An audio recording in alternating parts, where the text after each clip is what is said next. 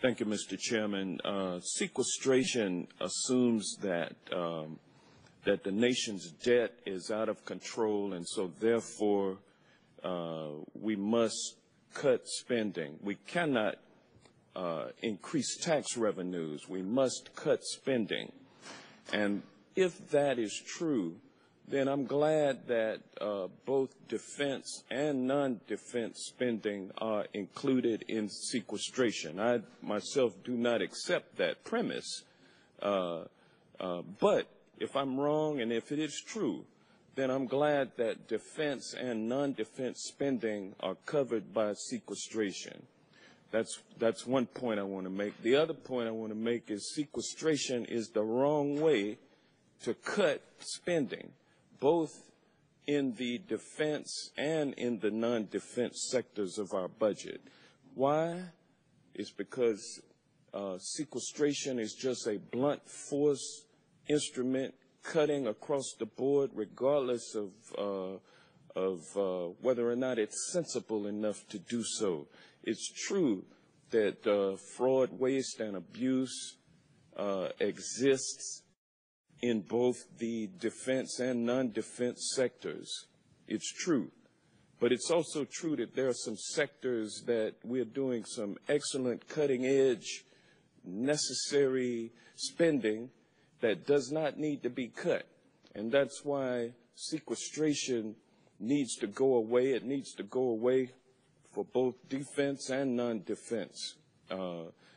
Moreover, I think we need to come up off of this attitude that we can never increase taxes, because we know that some folks, some corporations don't pay any taxes. We know that the middle class, middle income, and working people pay taxes.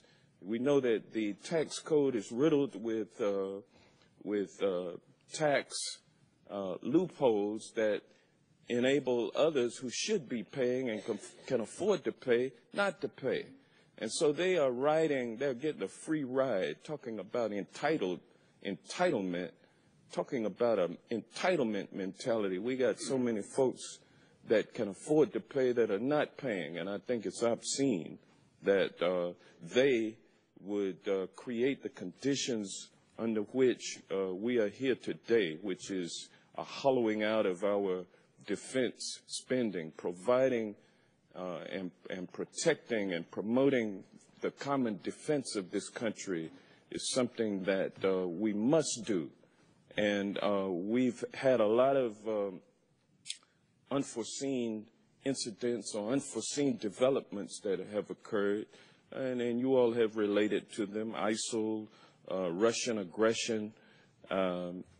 If each one of you, well, I'll ask anyone who wants to respond. Describe the key security environment challenges, threats that you are most concerned about, and the ability of your service to address them.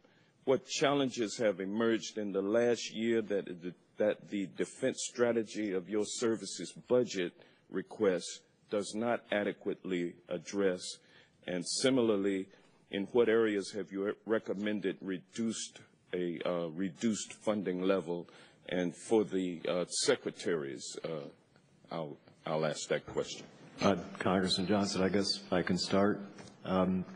As I mentioned just previously, we can't pick and choose the things we worry about most. We have to be equally prepared to respond to wherever our national command authorities send us, wherever the commanders believe there is a need, whether it's ISIL, where we have Army forces in Iraq, or whether it was in West Africa with Ebola, special operations, Army special operation forces throughout Africa responding to a variety of emerging terrorist threats there. We have, again, as I mentioned in my opening comment, forces in Estonia, Lithuania, forces in Poland, teaming with those nations, and they're a very important part of our new posture on the European continent. We have some 20,000 soldiers, which we view as a long-standing mission on the Korean Peninsula.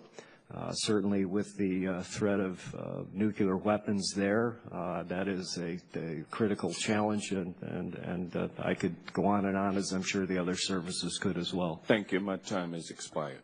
Thank you. Chairman Klein. Thank you.